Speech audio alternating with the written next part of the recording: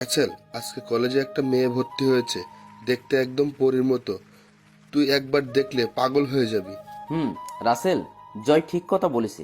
আমিও দেখেছি, কিন্তু দেখে মনে হয় অনেক দেমাগ মেয়েটার। তোর সাথে কিন্তু ভালো মানাবে। আরে তোরা কাকে কি বলছিস? ও করবে প্রেম? যে ছেলে কলেজে অনেক মেয়ের প্রপোজ পেয়েছে, কিন্তু তার নাকি কোনো মেয়েকে ভালো লাগেনি, আবার সে করবে প্রেম? রিয়া, তুই ঠিক বলছিস।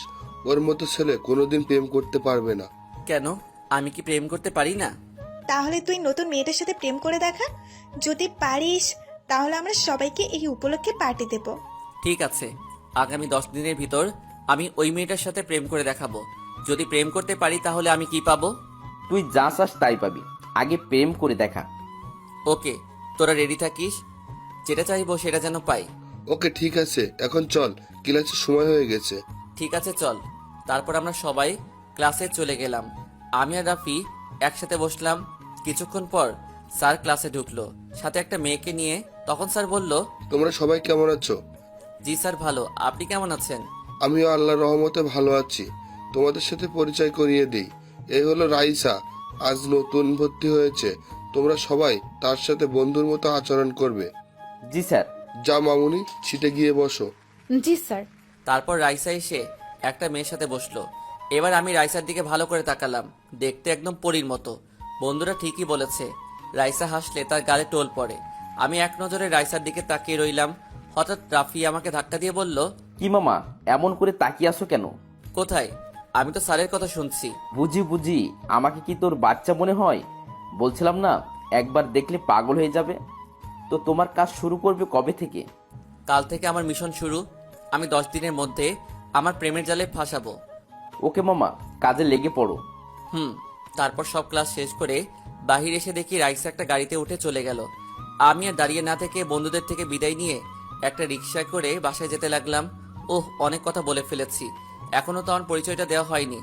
আপনারা সবাই আমাকে চিনেন, তারপরে বলি, আমি রাসেল, এবার ইন্টার দ্বিতীয়তে পড়ি। আমার বাসা ঢাকায়। আমাদের পরিবারের জনসংখ্যা 3 জন, আমি, আম্মু আর আব্বু। আমাকে নিয়ে আব্বু আম্মুর অনেক স্বপ্ন।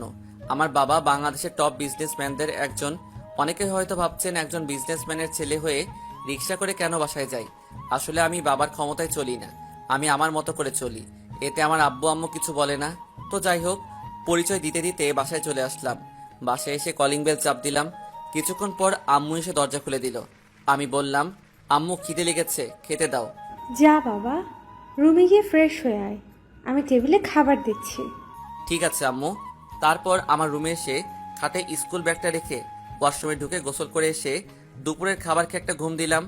বিকেলে ঘুম থেকে উঠে ফ্রেশ হয়ে খেলার মাঠে চলে গেলাম। মাঠে গিয়ে দেখি রাফি, জয় এক কোণে বসে আছে। তাদের কাছে গিয়ে রাফির মাথায় একটা থাপ্পড় দিলাম। ও তুই, তোর এত দেরি হলো কেন? ঘুম থেকে উঠতে একটু দেরি হয়ে গেছে, তা খেলবি না? চলো। তারপর খেলা শেষ করে বাসায় চলে আসলাম। এসে দেখি আব্বু সোফায় বসে কফি খাচ্ছে। আমাকে দেখে বলল, আমার বাবার খেলা শেষ হলো? জি আব্বু। তুমি কখন এলে? এই তো কিছুক্ষণ আগে। তা বাবা, তোমার পড়ালেখা কেমন চলছে?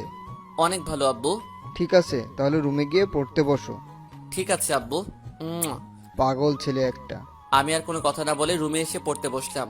আসলে আব্বু আম্মু আমাকে অনেক ভালোবাসে, আমার সুখের জন্য আর কোনো ছেলে মেয়ে নেয়নি। তো যাই হোক, পড়তে পড়তে রাত 10টা বেজে গেল। আম্মু ডেকে গেছে খাবার খাওয়ার জন্য, তাই আর বসে না দেখে খাবার খেয়ে চলে গেলাম। তখন আব্বু বলল, পকেট খরচের টাকা আছে? হুম, এখনো আছে, লাগলে আমি বলবো। ঠিক আছে। খাবার খেয়ে এসে শুয়ে মোবাইল টিপতে টিপতে ঘুমিয়ে গেলাম। সকালে ঘুম থেকে উঠে ফ্রেশ হয়ে নাস্তা করে কলেজে চলে গেলাম। কলেজে গিয়ে দেখি রাফি, জয়, রিয়া তারা কলেজ মাঠের এক কোণায় বসে আছে। তাদের কাছে গিয়ে বললাম, কিরে তোরা সবাই কেমন আছিস? আমরা সবাই ভালো আছি, তোর কি খবর? আমি আছি বিন্দাস। তা কালকের কথা মনে আছে? হুম, আছে। তাহলে ঠিক আছে, একবার গেটের দিকে তাকিয়ে দেখ, তোমার পরি আসছে। জয়ের কথা শুনে গেটের দিকে তাকালাম। দেখি রাইসা একটা গাড়ি নিয়ে কলেজে ঢুকতেছে। আমি তাদের বললাম, তোরা ক্লাসে যা, আমি আসছি। কোথায় যাবি তুই? আমার জানেমানের কাছে। এখনো প্রেম করতে পারে নাই, তার আগে জানেমান হয়ে গেছে। হতে কতক্ষণ, দেখবি 10 দিনের ভিতর আমার প্রেমে হাবুডুবু খাচ্ছে। আর কিছু না বলে রাইসার কাছে গিয়ে বললাম, হাই, আমি রাসেল।